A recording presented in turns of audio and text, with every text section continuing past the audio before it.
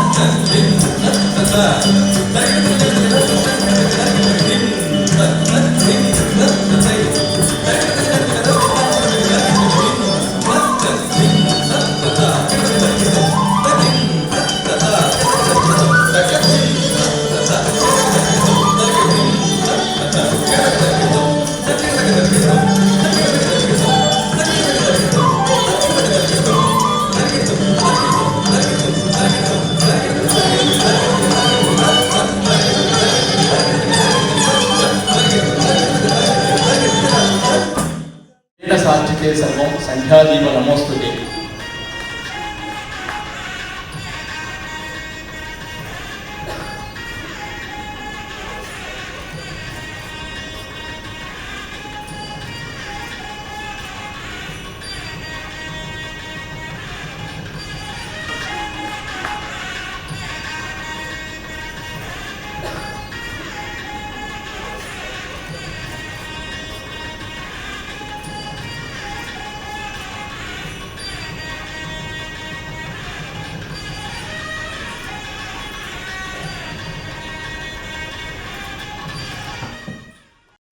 నమస్కారం.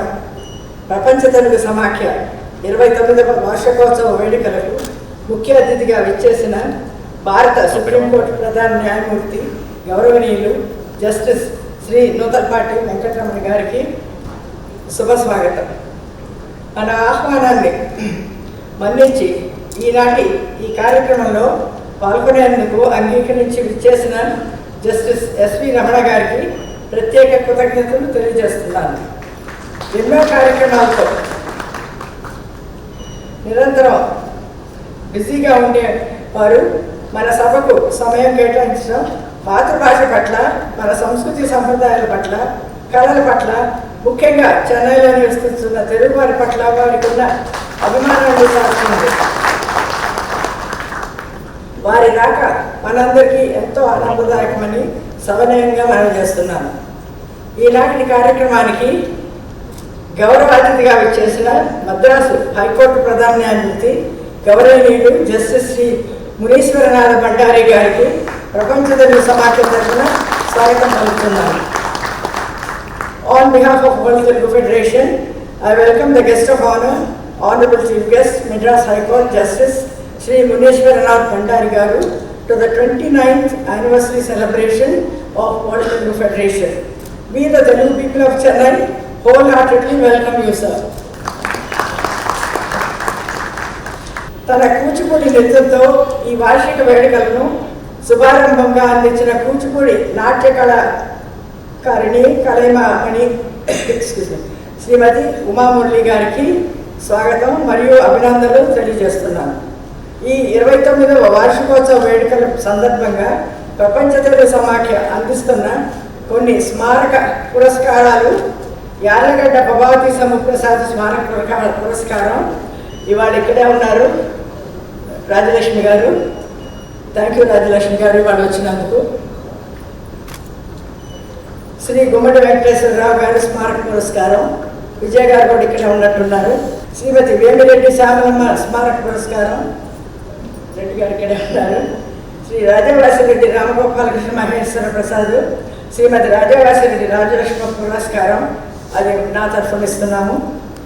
అందుకోవడానికి విచ్చేసిన spastic society of Tamil Nadu, Stella Maris college మరియు V Ramakrishna higher secondary school Chennai విద్యార్థులను, హైదరాబాద్ నుండి విచ్చేసిన తెలంగాణ జానపద కళాకారుడు ప్రపంచ తెలుగు సమాఖ్య కార్యసభ్యులకు, జీవితకాల సభ్యులకు, ఆహుతులకు, విచ్చేసిన చెన్నైలోని తెలుగు ప్రముఖులకు, ప్రింట్ మరియు ఎలక్ట్రానిక్ మీడియా ప్రతినిధులకు అందరికీ స్వాగతం పలుకుతున్నాను.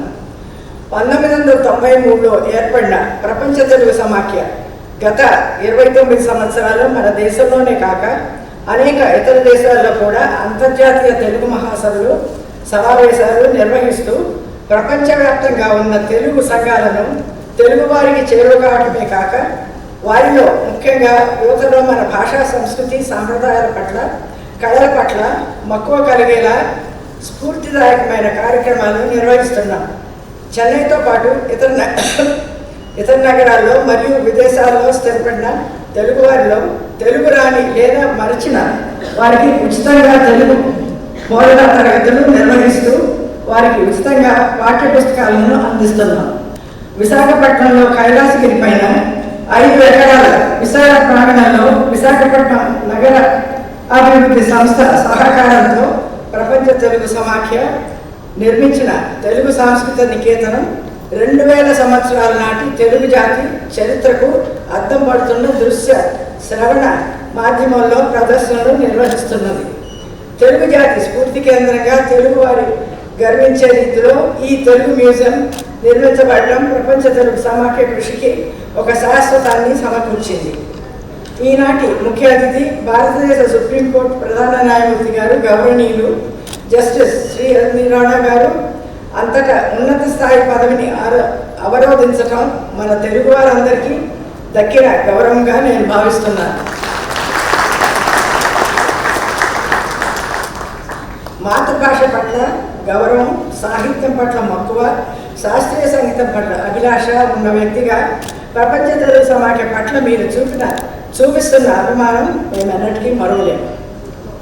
గత 2 సంవత్సరాలు కరోనా కారణంగా ప్రపంచ తెలుగు సమాఖ్య ప్రత్యక్ష వేదికపై కార్యక్రమాలు నిర్వహించలేకపోతుంది. విదేశాల్లో జరగాల్సిన అంతర్జాతీయ ద్వైభాషిక తెలుగు మహాసభలు కూడా వాయిదా పడ్డాయి. అయితే సామాజిక మాధ్యమాల ద్వారా కొన్ని కార్యక్రమాలు నిర్వహించుకోగలిగాం. ఈ 2 సంవత్సరాల విరామం తర్వాత ప్రపంచ తెలుగు సమాఖ్య ప్రత్యక్ష వేదికపై ఆహుతులను నడుమ నిర్వహిస్తున్న మొట్టమొదటి సమావేశం ఈ 29వ వార్షికోత్సవ వేడుకలు కావడం. ఈ కార్యక్రమానికి భారత ప్రధాని న్యాయమూర్తి, తెలుగు తల్లి ముద్దుబిడ్డ, గౌరవనీయులు జస్టిస్ శ్రీ నూతనపాటి వెంకటరమణ గారు ముఖ్య అతిథిగా రావడం ముందు జరగబోయే ప్రపంచ తెలుగు సమాఖ్య మహాసభను శుభారంభంగా నేను భావిస్తున్నాను. వారి అభిమానానికి మరొక మారు కృతజ్ఞతలు తెలియజేసుకుంటున్నాను. వేడుకల్లో పాల్గొంటున్న ప్రతి ఒక్కరికి పేరు పేరున మరొక మారు స్వాగతం పలుచు సెలవు తీసుకుంటున్నాను. జై హింద్. స్మారక పురస్కారాన్ని అందజేయబడినది. ఆ చెక్కును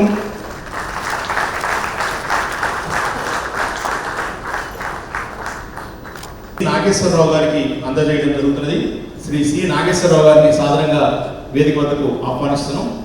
తర్వాతి అవార్డు గుమ్మడి వెంకటేశ్వరరావు స్మారక పురస్కారం ప్రముఖ తెలంగాణ జానపద గాయకుడు శ్రీ సి నాగేశ్వరరావు గారు అందుకుంటారు.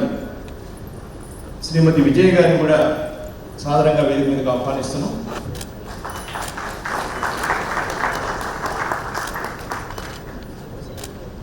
శ్రీ సి నాగేశ్వరరావు గారు, వీరి వయస్సు సుమారు 70 సంవత్సరాలు. గత 50 సంవత్సరాలుగా పాటలు మోసుకుంటూ ప్రయాణం సాగిస్తున్నారు. పల్లె పాటల్లోని శ్రామిక గేయాలు, కర్షక గేయాలు, విరహ గీతాలు, తత్వాలు ఎన్నింటినో వారి గళం ద్వారా ప్రపంచానికి అందించారు. ఆల్ ఇండియా రేడియోలో హైగ్రేడ్ కళాకారుడిగా సేవలు అందిస్తున్న వీరికి ప్రపంచీకరణ నేపథ్యంలో కొత్త పోకడల ప్రభావంతో ఆదరణ కరువైంది. అయినా ఆ పల్లె పాటలను మోసుకొని నమ్ముకొని పోతున్న అలుపెరుగని గాయకుడు ఇతడు. శ్రీ నాగేశ్వరరావు గారి స్పందన 2 నిమిషాలు. అయ్యా, మీ పాట కూడా ఒకటి, పల్లె పదం కూడా ఒకటి వినిపించి తర్వాత మీ కృతజ్ఞత తెలియజేసిన కోరుతున్నాను. తొలకరేమో మబ్బు తొంగి చూసింది, మబ్బులో మెరుపు మెరిసిపోయింది, పెరటిలో జల్లు కురిసి వెలిసింది, జల్లుతో నా మనసు జారిపోయింది.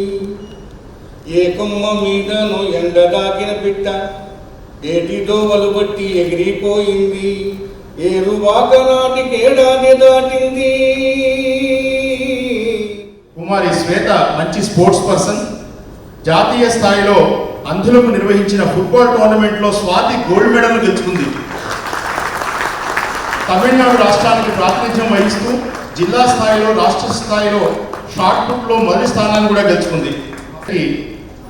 తన విద్యా అవసరాల కోసం ఆర్థిక సాయాన్ని, ప్రశంసా పత్రాన్ని శ్రీ వేమని సాధారణంగా వేదిక మీదకి ఆహ్వానిస్తున్నాను. శిరీషని చదువులో ఎప్పుడు ఫస్ట్ ర్యాంక్ సాధించే ఈ విద్యార్థిని ప్రతిభకు పేదరికం అడ్డు కాదని నిరూపించింది. కుమారి శిరీషకు తండ్రి మరణించడం జరిగింది.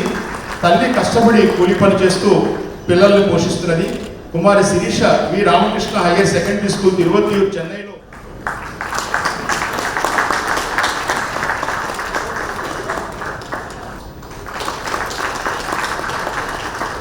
నమస్కారం. ప్రపంచ తెలుగు సమాఖ్య 29వ వార్షిక నివేదిక 2021-22 సంవత్సరాలు. కోవిడ్ మహమ్మారి కారణంగా గడిచిన 2 సంవత్సరాల నుంచి ప్రపంచ తెలుగు సమాఖ్య భౌతికంగా కార్యక్రమాలను నిర్వహించలేకపోయింది. కానీ కోవిడ్ నిబంధనలను పాటిస్తూ సాంకేతిక పరిజ్ఞానంతో అంతర్జాల మాధ్యమంలో కొన్ని వీలైన కార్యక్రమాలను నిర్వహించాము. వాటిని ఇప్పుడు వివరిస్తాను. 2021 మార్చి 4వ తేదీ నాడు మహిళల సంక్షేమము, స్త్రీలు తీసుకోవాల్సిన జాగ్రత్తలు అనే శీర్షికను doctor Sasikala Kola, gynaecologist, rainbow hospitals, Hyderabad వారు వివరించారు. సమన్వయకర్తగా శ్రీమతి జయసుధా ప్రఖ్యాత తెలుగు సినీ నటి వివరించినారు. ఈ కార్యక్రమం ప్రపంచ తెలుగు సమాఖ్య మరియు వాయిసెస్ ఆఫ్ ఓషా సంయుక్తంగా నిర్వహించినది. భారతదేశ సుప్రీంకోర్టు ప్రధాన న్యాయమూర్తి జస్టిస్ శ్రీ నూతలపాటి వెంకటరమణ గారికి సత్కార సందర్భంగా అందజేస్తున్న సన్మాన పత్రం 1957లో ఆంధ్రప్రదేశ్ కృష్ణా జిల్లా పొన్నవరం గ్రామంలో రైతు బిడ్డగా తెలుగువారిగా జన్మించి సమాజం నీడలో ఎదిగి న్యాయదేవత ఒడిలో ఒదిగి ఈనాడు దేశం గర్వించే న్యాయ సంరక్షకుని స్థాయికి ఎదిగిన మీ ప్రతిభా విశేషాలు ప్రశంసనీయం. భారతదేశ సర్వోన్నత న్యాయస్థానం సుప్రీంకోర్టు 48వ ప్రధాన న్యాయమూర్తిగా అత్యున్నత న్యాయపీఠాన్ని అధిష్ఠించిన తెలుగు తేజాన్ని చూసి జాతి గర్విస్తున్నది.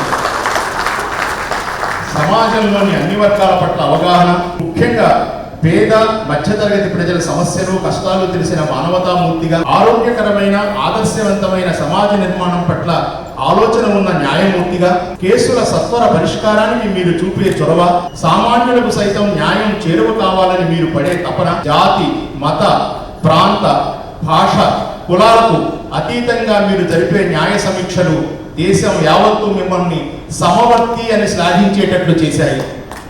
రాజ్యాంగ విలువల పట్ల, ప్రజాస్వామ్య విధానం పట్ల అచంచలమైన విశ్వాసం ఉన్న మీరు మారుతున్న కాలానికి అనుగుణంగా సమాజం నిరంతరం సంస్కరింపబడుతుండాలని, ఆ సంస్కరణలు ఉన్నత మార్గం వైపు పయనిస్తూ ప్రజాభ్యుదయానికి బాటలు వేసే విధంగా ఉండాలన్న మీ ఆశయం హర్షణీయం. న్యాయశాస్త్ర విద్యా బోధనా విధానం విశ్వవ్యాప్తం కావాలన్న మీ అభిలాష అభినందనీయం. న్యాయస్థానాల్లో సంస్కరణల పట్ల ఆధునిక సాంకేతిక పరిజ్ఞానాన్ని న్యాయ వ్యవస్థలో కూడా విస్తరింపజేయాలని మీరు చూపిస్తున్న చొరవ భారతీయ న్యాయ వ్యవస్థల పనివేగాన్ని పెంచి న్యాయమైన, ధర్మవిరుద్ధమైన తీర్పులను వెలువరించడంలో న్యాయమూర్తుల ఒత్తిడిని తగ్గించగలదు. న్యాయస్థానాల్లో వాదనలు, పరిశీలనలు, తీర్పులు ఆయా ప్రాంతీయ భాషల్లో సాగాలని, అప్పుడే వాది ప్రతివాదులకు న్యాయస్థానాల్లో జరుగుతున్న వాదనల పట్ల స్పష్టత ఉంటుందని భావించే మీ ఆలోచన ఆచరణీయం. న్యాయం, ధర్మం ఎక్కడో ఉన్నత న్యాయస్థానాల్లో మాత్రమే కాదు, ప్రతి ఊరు, ప్రతి వీధి, ప్రతి గృహం, ప్రతి హృదయంలో ఉండాలని మీరు పడే తపన భారత జాతిని జాగృతం చేయాలని కోరుకుంటున్నాం. మీరు చేపట్టే సంస్కరణలు సమాజంలో జాతి వివక్షత లేని, కులరహిత, అవినీతి రహిత, నిర్భయ, స్వేచ్ఛా జీవన విధానాన్ని ప్రతి పౌరునికి కల్పించాలని కోరుకుంటున్నాము. ఉరుములకు వెరవని వెన్ను మీది, స్వార్థపరుల చప్పుళ్లకు చెదరని దృఢ సంకల్పం మీది. మీ నుండి వెలువడే తీర్పులు భారతదేశ భవితకు బంగారు బాటలు వేయాలని, న్యాయాన్ని, చట్టాన్ని, ధర్మాన్ని నమ్ముకొని జీవించే భవిష్యత్ తరాలకు మీ పదవీ కాలం ఆదర్శవంతం కావాలని మా ఆకాంక్ష. ఆదర్శ భావాలతో ఉత్తమ మార్గంలో నడుస్తూ సామాజిక ప్రయోజనాన్ని, ప్రజల క్షేమాన్ని కాంక్షిస్తూ ఉన్న స్థితి నుండి ఉన్నత స్థితికి ఎదిగే కర్మయోగులు కొందరుంటారు.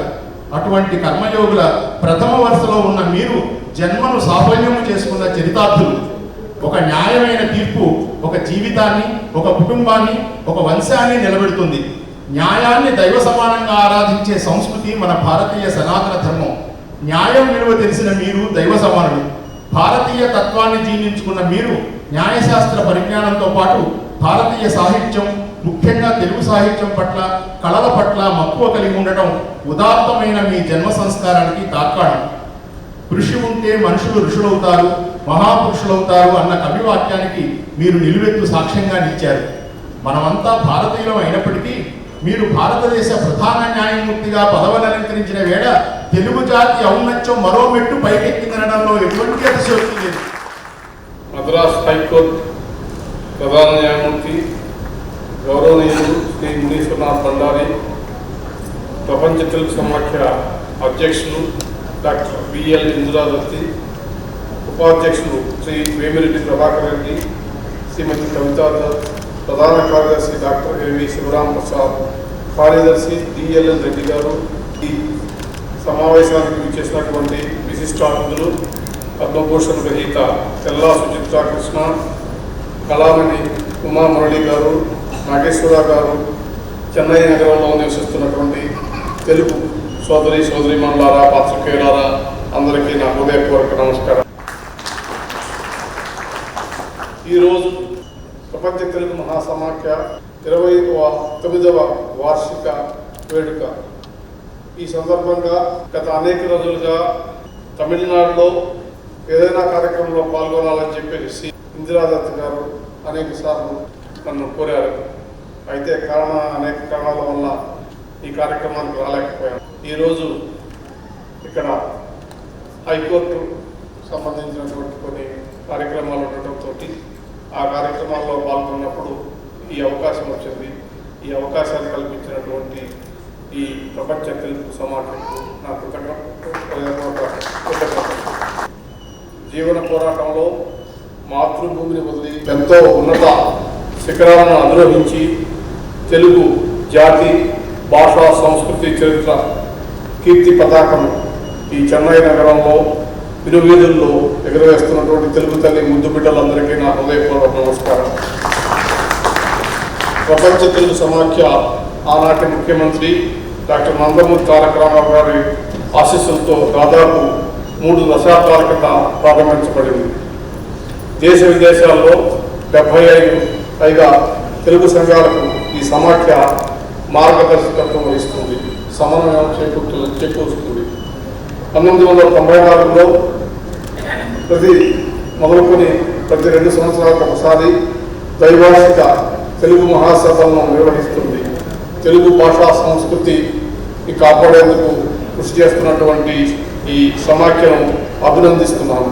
అదే సందర్భంగా ఈ యొక్క సమాఖ్య అభివృద్ధికి కారకులైనటువంటి డాక్టర్ జగస్వామి నాయుడు గారు, డాక్టర్ బిఎల్ దత్ గారు, డాక్టర్ డివిఎస్ రాజు గారు, ఇప్పుడు డాక్టర్ ఇందిరాదత్ గారు, ఇలా ఎందరో ప్రముఖులు ఈ సంస్థకు పునాదులు వేసి విజయవంతంగా నడుపుతున్నారు. వాళ్ళందరికీ కూడా శుభాభివందనలు.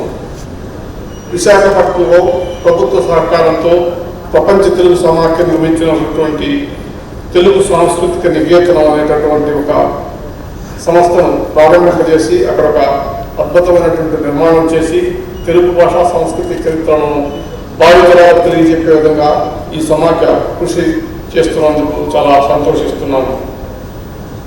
మరి ఒకప్పుడు తెలుగువారంటే మద్రాసీలు అని చెప్పేసి ఒక గుర్తింపు లేనటువంటి జాతిగా ఉన్నప్పుడు డాక్టర్ నందమూరి తారక రామారావు గారు మొదటిసారిగా రాజకీయ రంగ ప్రవేశం చేసి 1922 సంవత్సరాల్లో ఒక ముఖ్యమంత్రి అయిన తర్వాత మొదటిసారిగా ఢిల్లీ నగరంలో తెలుగువారు వేరే, అది ఒక జాతి, ఒక భాష, ఒక సంస్కృతి అనేటటువంటి గుర్తింపు తీసుకొచ్చారు.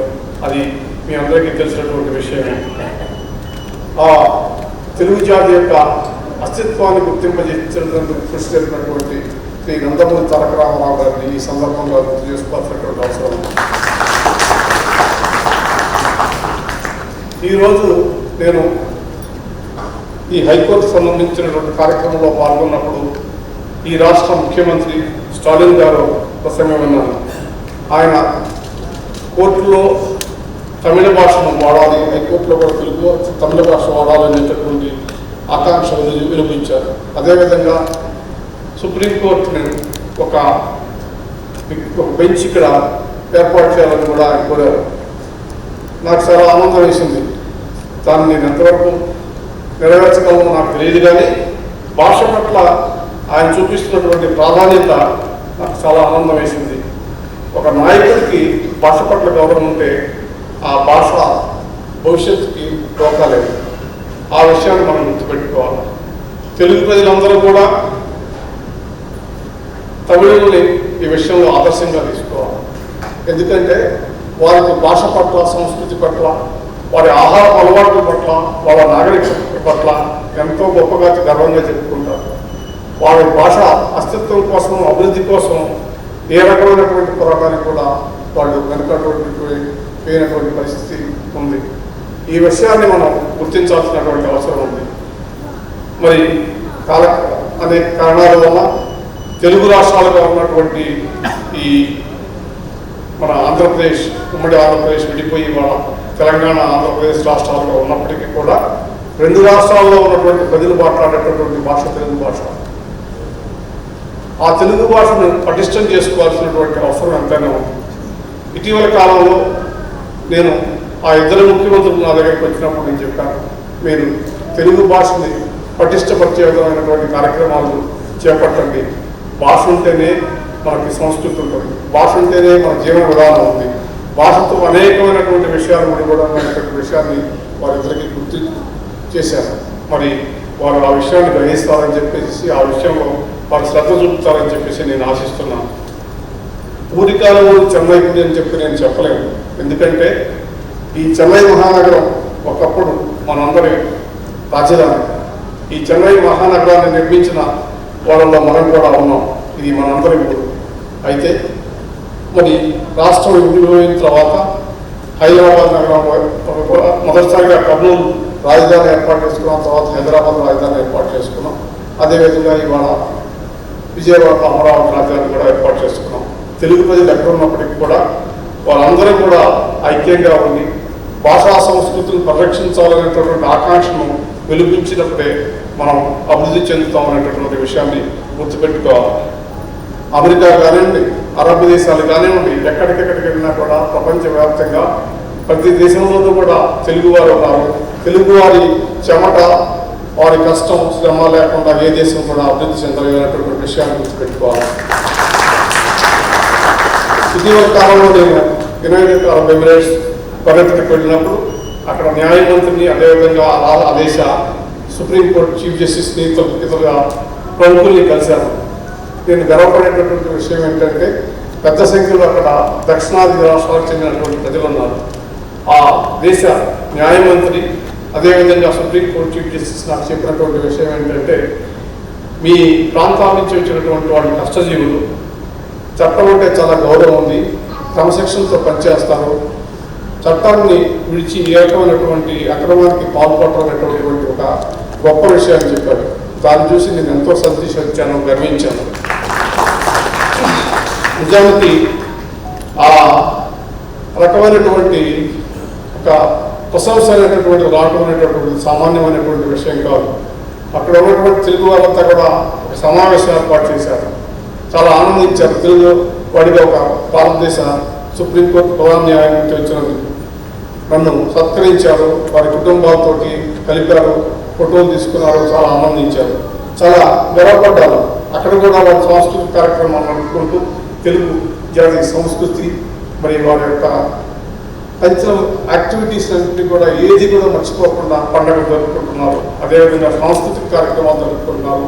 కళాకారుల్ని ఇక్కడి నుంచి తీసుకెళ్ళి అక్కడ మరి వారిని సన్మానిస్తున్నారు. ఇది చాలా శుభపరిణామం. మరి అదేవిధంగా ఈ రెండు రాష్ట్రాల్లో కూడా జరగాలని, మన కళ, సంస్కృతి, సాహిత్యాలు ఇంకా పెంపొందాలనేటటువంటి కోరుకుంటున్నాను.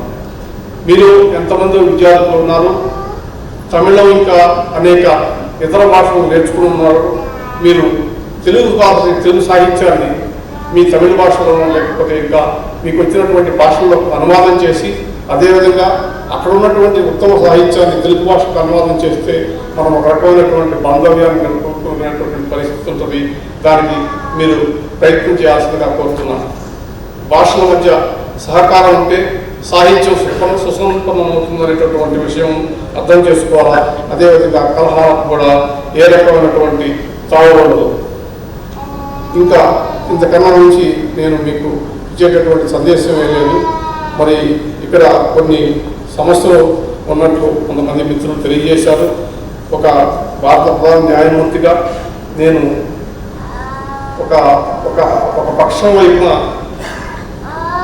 తీసుకొని చేసేటటువంటి పరిస్థితి ఉండదు. అయితే ఇక్కడ ఉన్నటువంటి ప్రధాన న్యాయమూర్తి గారు నాకు ఇంతకుముందు మరి ఇక్కడ ఈ కోర్టులో తెలుగు వారికి ప్రాధాన్యత ఉండేదని, న్యాయమూర్తుల నియామకంలో కానీ ఇతర ఉద్యోగాల్లో కానీ మరి ఇప్పుడు ప్రాధాన్యత లేదనేటువంటి విషయం చెప్పారు. ఆ విషయాన్ని ప్రధాన న్యాయమూర్తి గారి దృష్టికి తీసుకెళ్ళి న్యాయం చేయమని చెప్పేసి అడుగుతాను. మరి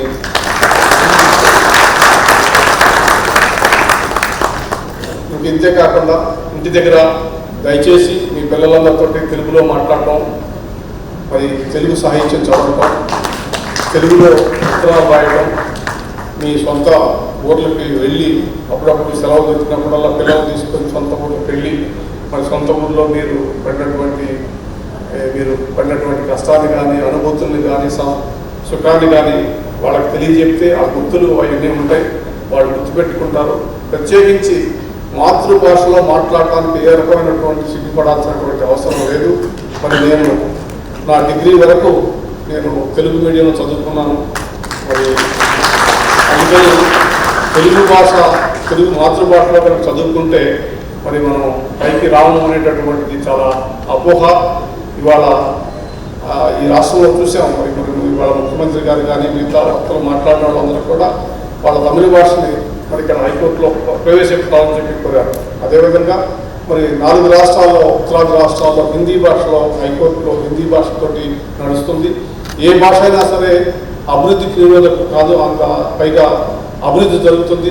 మన దృక్పథం ఆలోచన అనేటటువంటి మాతృభాషలోనే జరుగుతుంది. కాబట్టి ఈ మాతృభాషలో గట్టి పట్టు కనుక మనకు లేకపోతే మనం రాణించలేము.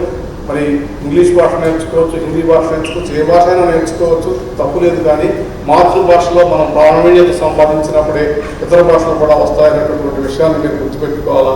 మరి ఈ రకంగా ఈ ప్రపంచ తెలుగు సమాఖ్య యొక్క ఆధ్వర్యంలో జరుగుతున్నటువంటి కార్యక్రమాలకు ఇంకా పెద్ద సంఖ్యలో తమిళ ప్రాంతంలో ఉన్నటువంటి ప్రజలందరూ కూడా హాజరవ్వాలా, మరి వాటిని ప్రోత్సహించాలనేటటువంటి అని నేను కోరుకుంటున్నాను. ఈ అవకాశం ఇచ్చినటువంటి ఇందిరాదత్ గారికి మీ అందరికీ కూడా కృతజ్ఞతలు తెలియజేసుకుంటూ సెలవు తీసుకుంటాను.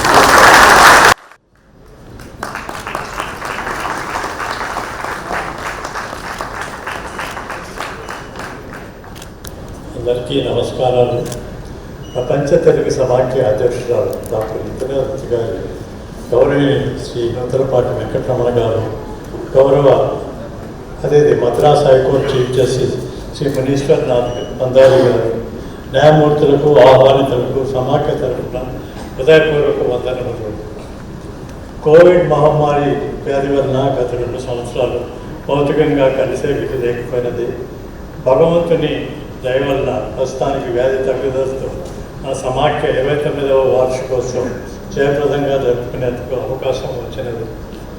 ఈ వార్షికోత్సవాలకు సమాఖ్య అధ్యక్షురాలు శ్రీ ఇందిరాదత్ గారి ఆహ్వానాన్ని మన్నించి ఈ సమావేశానికి వచ్చిన గౌరవనీయులు శ్రీ రమణ గారికి మనస్ఫూర్తిగా ధన్యవాదాలు తెలుపుకుంటున్నాను. శ్రీ రమణ గారు అచ్చ తెలుగు బిడ్డ, తెలుగువారి ఆచారాలు, సంస్కృతి, సాంప్రదాయాలంటే ఎంతో ప్రీతి. భారత ప్రధాన న్యాయమూర్తిగా శ్రీ రమణ గారు పదోన్నతిలో ఉన్నందుకు మనం అందరం గర్వించదగిన విషయం. వారికి మరలా హృదయపూర్వక ధన్యవాదాలు. వారికి మనకెంతో స్ఫూర్తిదాయకం.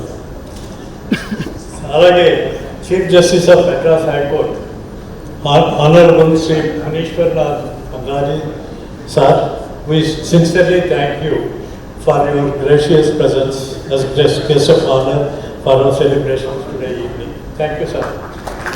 Honorable Chief Justice of India Shri Ramana గారి సతీమణి శ్రీ శివమాల గారు ఈ సమాఖ్య సంబరాలకు పాల్గొంటున్నందుకు ధన్యవాదాలమ్మా. అలాగే మన ఆహ్వానాన్ని స్వీకరించి వేడుకలో పాల్గొన్న అతిథులందరికీ అభినందనలు. మన సమాఖ్య ఉత్సవాల్లో భాగంగా కొన్ని పురస్కారాలు డొనేట్ చేసిన యాదగడ్డ ప్రభావతి శంభుప్రసాద్, వారి అమ్మాయి రాజలక్ష్మి, గుంపడి వెంకటేశ్వరరావు, వెంకరెడ్డి శ్యామలమ్మ వారి అబ్బాయి వెంకరెడ్డి ప్రభాకర్ రెడ్డి గారు, వాసిరెడ్డి గోపాల మహేశ్వర ప్రసాద్, వాసిరెడ్డి రాజలక్ష్మ గారుల పురస్కారాలకి ధన్యవాదాలు చెప్పుకుంటున్నాము. అలాగే పురస్కార గ్రహీతలకు అభినందనలు. మన వేడుకలలో భాగంగా శ్రీమతి ఉమా మురళి బృందం నృత్య ప్రదర్శనతో మనకి ఎంటర్టైన్మెంట్ ఇచ్చినందుకు ధన్యవాదాలు. మరియు ఈ వేడుకల వ్యాఖ్యాతగా జయప్రదంగా నడిపించినందుకు శ్రీ పివి సాయి గారికి ధన్యవాదాలు. ఈ వార్షికోత్సవ సభల్లో వేర్వేరు ప్రాంతాల నుంచి చేసిన సమాఖ్య సభ్యులకు, ఆహ్వానితులకు అభినందనలు. మా ఆహ్వానికి చేసిన టీవీ అండ్ ప్రింట్ మీడియా వారికి ధన్యవాదాలు. సమాఖ్య అధ్యక్షురాలు శ్రీ ఇంద్రదత్ గారు, ప్రధాన కార్యదర్శి డాక్టర్ ఏవి శివరాంప్రసాద్ గారు, ఉపాధ్యక్షులు శ్రీ వేమిరెడ్డి ప్రభాకర్ రెడ్డి గారు, శ్రీమతి కవితా దత్ గారు మరియు ఈ కార్యక్రమం జయప్రదంగా ముగింపుకు సహకరించిన కార్యవర్గ సభ్యులందరికీ హృదయపూర్వక అభినందనలు. చివరిగా తాజ్ కోర్మాడ యాజమాన్యానికి వేడుకలు నిర్వహించిన కల్పన యువరాజ్ అభినందనలు, వారికి అభినందనలు. Request all our guest to stay back for high tea. ప్రతి ఒక్కరికి అభివాదాలతో ఈ వేడుకలు ముగిస్తున్నాం. నమస్తే. జై ప్రపంచ తెలుగు సమాఖ్య.